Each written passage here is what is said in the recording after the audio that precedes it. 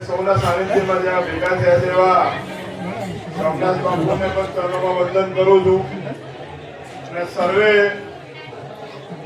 સંત શ્રી રોહિતદાસ મહારાજના જેને શ્રદ્ધા છે એને શ્રદ્ધાને એને રાખીને સૌ આ વિસ્તારમાંથી થરાદ વિસ્તારમાંથી વધારેલા સૌ સંત એમના અન્વય અને પરણોડિયા જોડીને વંદન સંત શ્રી રવિદાસ મહારાજના સમગ્ર જીવન ભક્તિ વૈરાગ્ય વિદ્યો એના સૌ પગલે આપણે પણ સૌ ચાલીએ એવી આજના દિવસે વિનંતી કરું છું. આમ તો ધારાસભ્ય હતો ત્યારે આવવાનું થયું હતું ત્યારે બાપુએ કીધું હતું કે બેસવા માટેની જગ્યા થાય ત્યારે મેં સામે આજે દેખું છું સરસ મજાનું ભણવાનું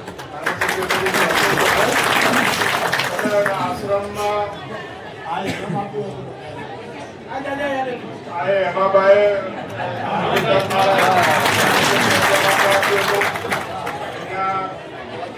વિચારો લોકો સુધી પહોંચાડવા માટે કરીને એ વખતે હેમાભાઈ આપ્યો મને જયારે આવે ત્યારે કીધું ત્યારે મોટા ભાગના એ દિવસે પણ હતા અને ત્યાં ખાતમુહૂર્ત કર્યું હતું સરસ મજાનું ત્યાં એક આશ્રમ તરીકે અહીંયા બાબુ કોટડા સાથે તો હોય છે વિચારો ગામડે સુધી પહોંચાડવા માટે આપ પણ પ્રયત્ન કરો. ભાઈચારો એકતા બનીને બધાને તમામ ધર્મના તહેવારો વિસ્તારમાં લોકો ધામધૂમથી હંમેશા ઉજવતા આવ્યા છે અને એમાં પણ જયારે બધા સાથે મળે સહભાગી થવું જોઈએ. ઘણા બધા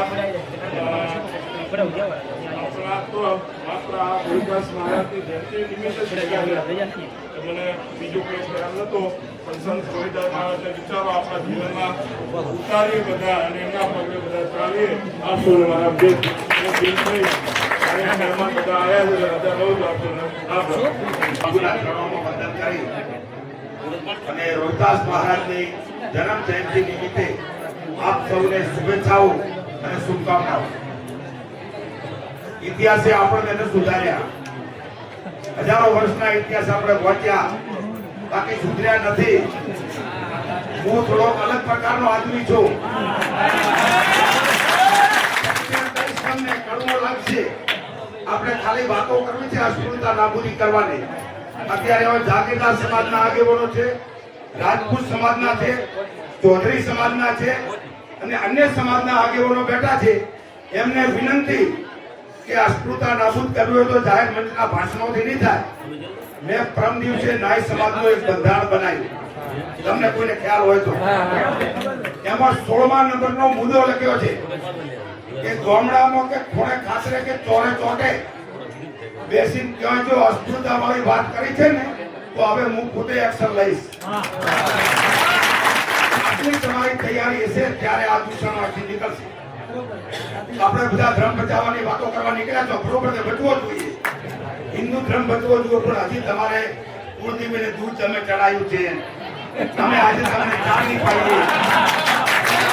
તમારે કુળદેવીના મંદિરમાં તમે આવો તો અમારે આભણતર થાય છે અને તમારે અમને હિન્દુ બનાવવા નીકળ્યા છો. તમારે હિન્દુ બનાવવા જ છે તો જોડી દો આપણી સાથે અને દરેક સમાજના બંધારણ બનાવો અને એમાં લખો કે આથી અસ્પૃશ્યતા દૂર કરવામાં આવે છે. અમે ભાઈની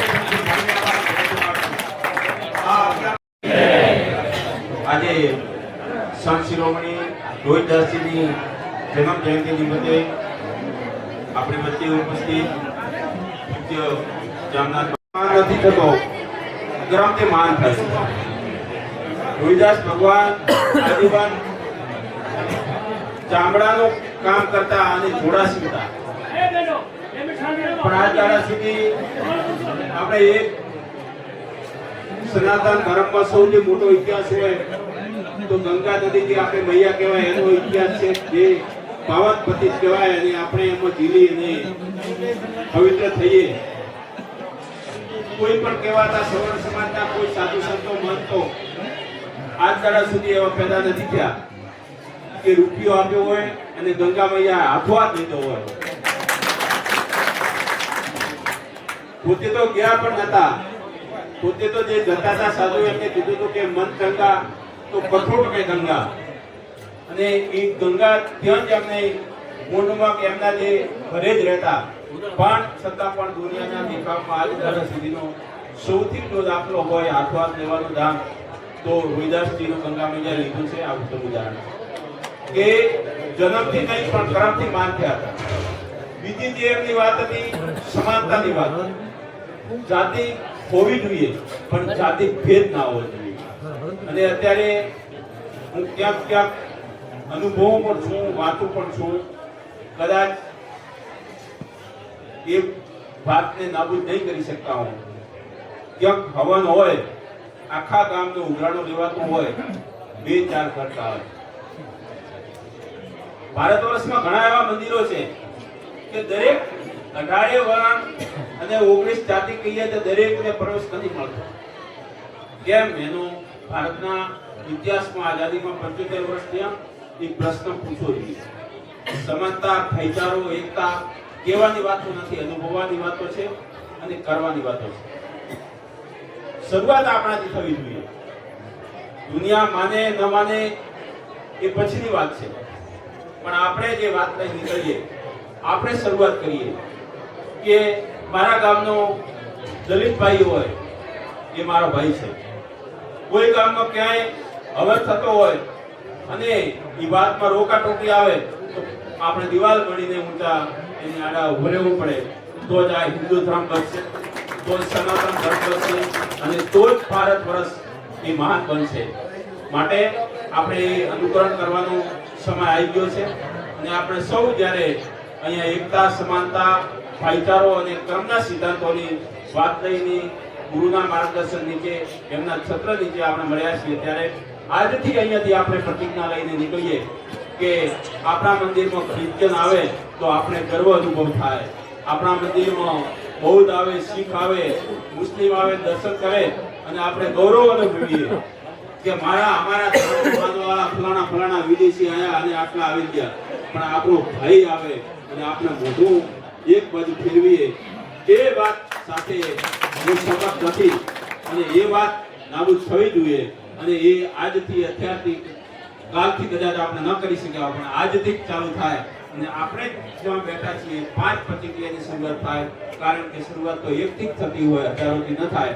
આપણે 5 પ્રતિ માણસો આજે ભગવાન રોહિદાસની કસમ ખાઈને આપણે આગળ વધીએ, એકતા, સમાનતા અને કર્મના સિદ્ધાંતથી આપણે આગળ વધીએ. એ વાત સાથે આપ સૌ અહીંયા પધાર્યા છો, આપને સૌને રોહિદાસ સંત ભગવાનની જન્મની ખૂબ ખૂબ હાર્દિક શુભકામનાઓ છે. જય હિન્દ, જય ભારત, જય ભીમ.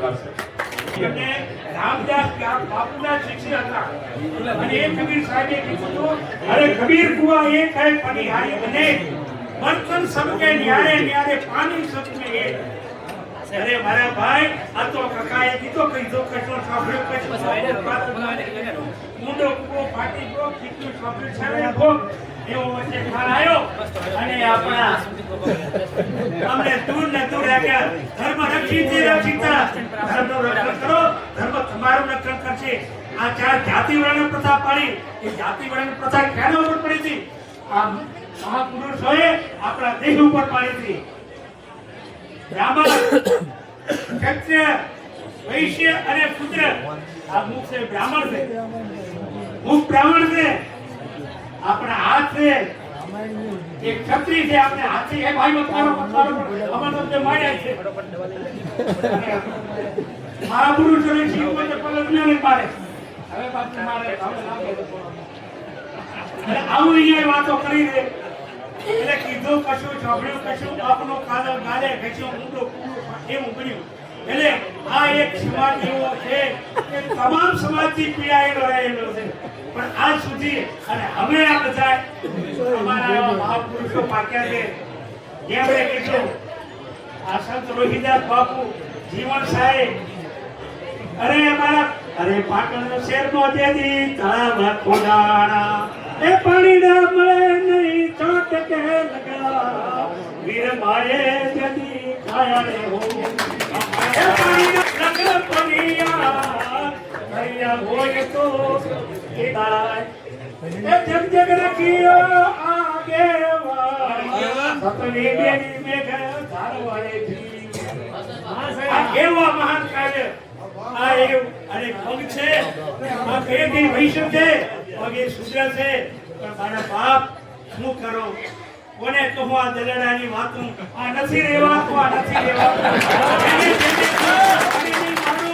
અરે મૂર્ખ દોડીને મને મારે છે નાખું નથી રહેવાતું આ નથી રહેવાતું અરે મહાપુરુષ છે તો મહાપુરુષ સુધી એમના બીજાના હાડકા ગાળી નાખે છે મારે બાપ હાડકા સમજ્યા હેરડી નગરમાં ત્રણ નરસિંહ થયા રમત રણસિંહે કેમો કોટવા કાશીએ જઈને કરવત ફેલાયો મનરે છુડાયો તો લખરે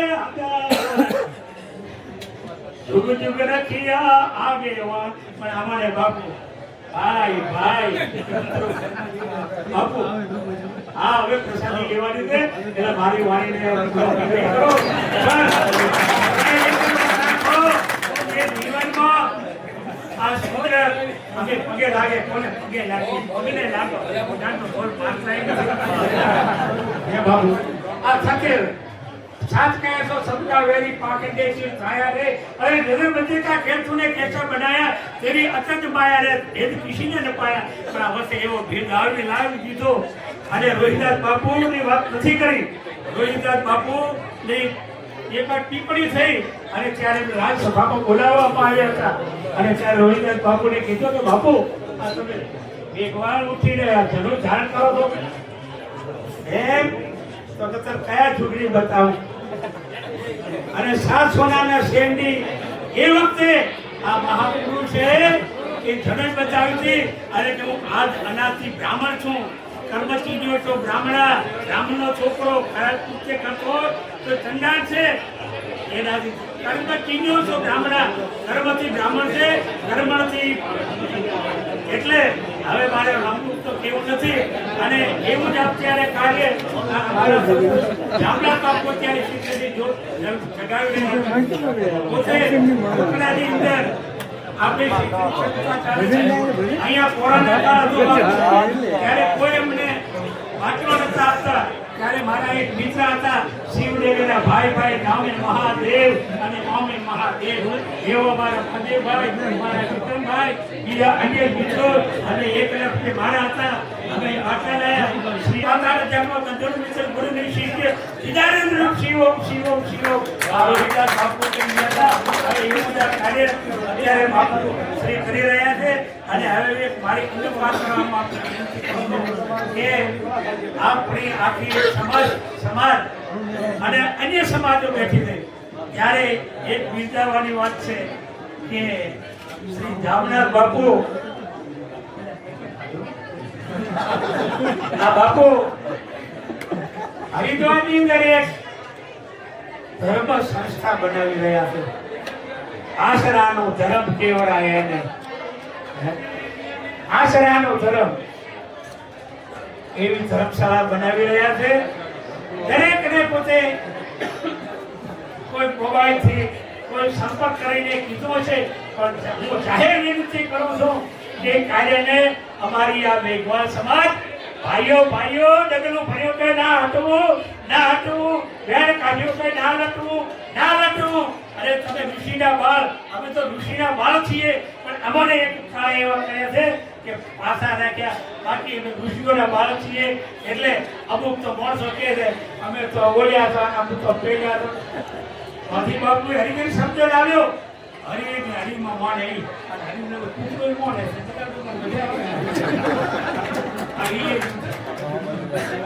પછી અમારો અસલી શબ્દ વેગવાર શા માટે તમે વેગવાર નથી મારા મિત્રો મારા વડીલોને હું કહું છું કે આજે અત્યારે લાયા છે શબ્દો લાછન રૂપ લાગે છે એટલે આગળ પાછા પીછે કરો ગાંધીભાઈ માથું મત લગાડો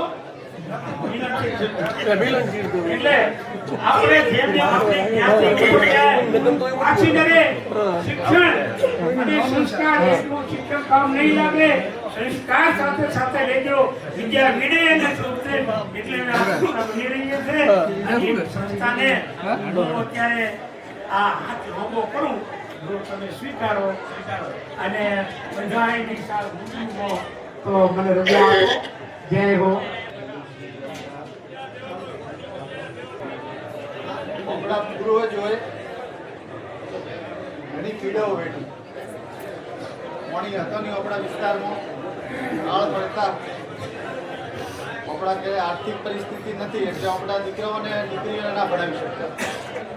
એટલે ઘણા વિષયો ઘણો પ્રશ્નો એ સમયમાં ભેગા થયા પણ હવે અમુક વર્ષો પછી આપણા વિસ્તારમાં મા નર્મદાના નીર આવ્યા.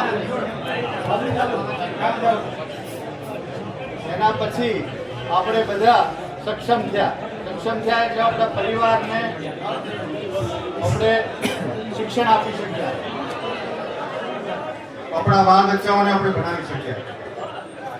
અને એ આજથી 20 વર્ષ પહેલાનો દાયકો આપ જુઓ અને અત્યારનો આપ દાયકો જુઓ, એમાં આપણે રાત દિવસનો ફરક લાગશે. અને જે બચ્ચાઓ, જે દીકરીઓ, જે દીકરાઓ ભણ્યા છે અને જે સંસ્કાર એમને પરિવારમાંથી મળ્યા છે એ આજે આપણા આઈએએસ, આઈપીએસ કે ડેપ્યુટી કલેક્ટર કે મામલતદાર આપણા સમાજના ગાંધીનગર કે પાલનપુર કે થરાદમાં નોકરી કરતા હોય છે. અને એક આપણો જ ભાઈ આવશ્રીના એક ગામમાં ખેતી કરતો હોય છે. એમાં આપણે કેટલો રાત દિવસનો ફરક લાગે છે. એટલે સૌથી પહેલા આપણે ઓપડામાં જોવું પડશે, ઓપડા અંદર જોવું પડશે કે આપણે આપણા બચ્ચાઓમાં આપણે કેવા સંસ્કાર નાખવા. આજ હું દિયોદર પરિવારમાંથી આવું છું. જામનાથ બાપુના બહુ વિશેષ આશીર્વાદ છે મારા પરિવાર ઉપર. પોતે રામ જન્મભૂમિમાં જ્યારે પધારતા હતા ત્યારે દિયોદર મારા ઘરે દરબારગઢમાં પોતાના પગલા કરાવ્યા હતા.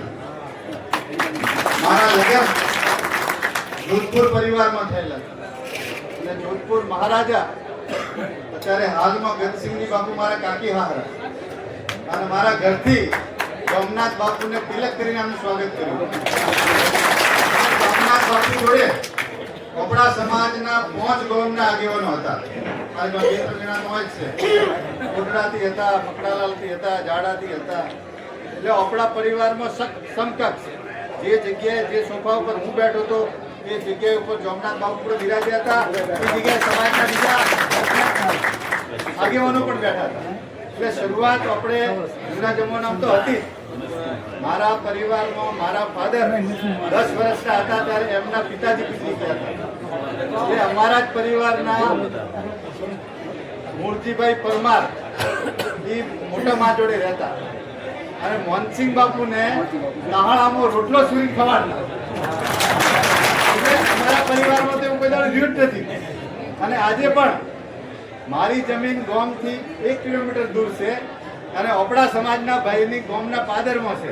એની કિંમત 3 કરોડ રૂપિયા વીઘો છે અને મારી કિંમત 50 લાખ રૂપિયા. એટલે આવો સમાજથી આપણે પ્રેમ રાખ્યો છે અને આજે એટલો જ પ્રેમ છે.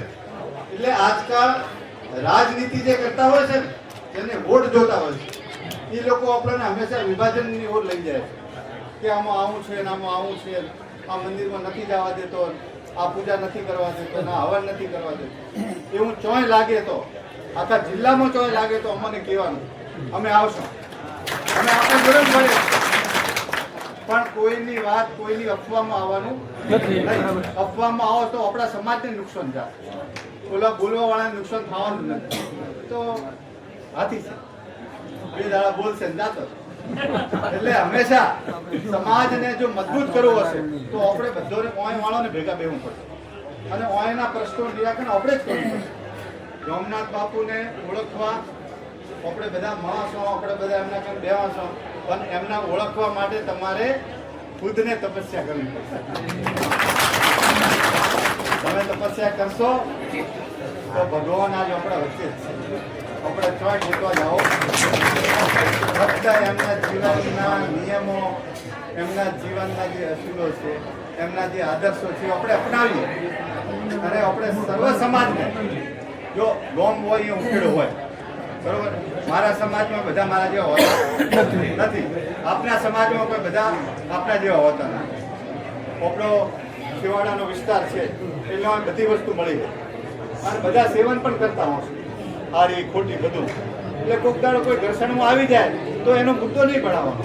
એવા 5 જણા સમાજના આગેવાનો હોય એને વાત કરવાની કે આવું અમારા ગામમાં ભણ્યું છે તો આ 5 જણા આવો ને એનો રસ્તો કાઢો. તો સમાજવાળા કાઢવા તૈયાર છે, પણ આપણે પહેલ કરવી પડશે.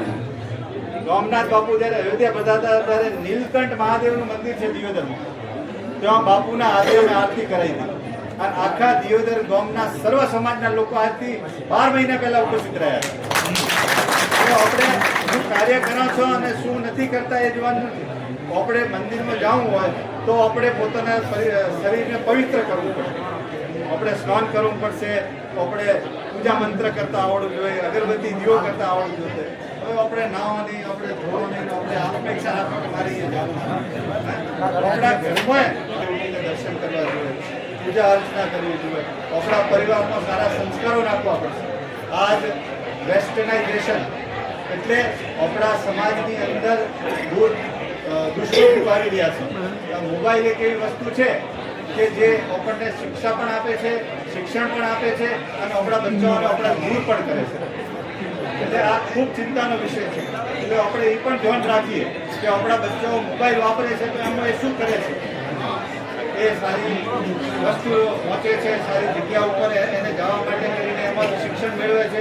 પણ જો એમાં ઊંધી લાઈન ઉપર જશે અને તો આપણે આ પરિવારને સમાજને ભોગવવાનું છે. એટલે આપ સૌને મારી વિનંતી છે કે આ શુભ પ્રસંગે આપણે સૌ રામનાથ બાપુના માર્ગદર્શન નીચે આપણા એક સમાજ એક સ્ટેજ ઉપર બેસે, એક મંચ ઉપર બેસે, હળી મળી અને આપણે સર્વે સમાજ આગળ વધા. એ જ મારી આજના દિવસે આપ સૌને વિનંતી છે. વધારે બોલવાનું હોય, ખોટું બોલવાનું હોય, અંબાભાઈએ કીધું એમ કે આ સમાજોને કોક કરવું પડશે. આગેવાનો આવ્યા પણ શરૂઆત તો થઈ ગઈ છે. અમે એક છે ખાલી ફોટો પાડી દેખાડતા નથી. આપ સૌ મારા ઘરે આવી શકો છો, આપ સૌ મારા ભેગા ભોજન લઈ શકો છો અને આપણે સર્વે સમાજ રામનાથ બાપુને આપણે ભેગા રાખવા. આપ કોટલા બધારો, કોટલાથી મારે અહીંયા બધારો, આપણે બધા એક ભોજન એક સાથે બેસીને લેશો અને આ સમાજમાં કોઈ એવી ખોટી વાત કે એના પહેલા અમારા કોણ પર વાત દોરજો અને આપણે સર્વ સમાજ આગળ વધશો જોડે રહીને. એવી મારી આપ સૌને વિનંતી છે. આજના દિવસે આપણે સૌ રામનાથ બાપુની જય બોલાવી મારી વાતના પૂરી કરીશ. બોલો શ્રી રામનાથ બાપુની જય, બોલો રાજવી પરિવાર કી જય, ભારત માતા કી જય.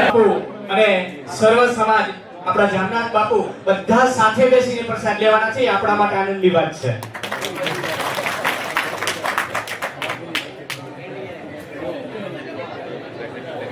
હવે પછી આપણા કામને, આપણા કાર્યક્રમને આગળ વધારતા વિશ્વ હિન્દુ પરિષદ નાથ બાપુની જય હો.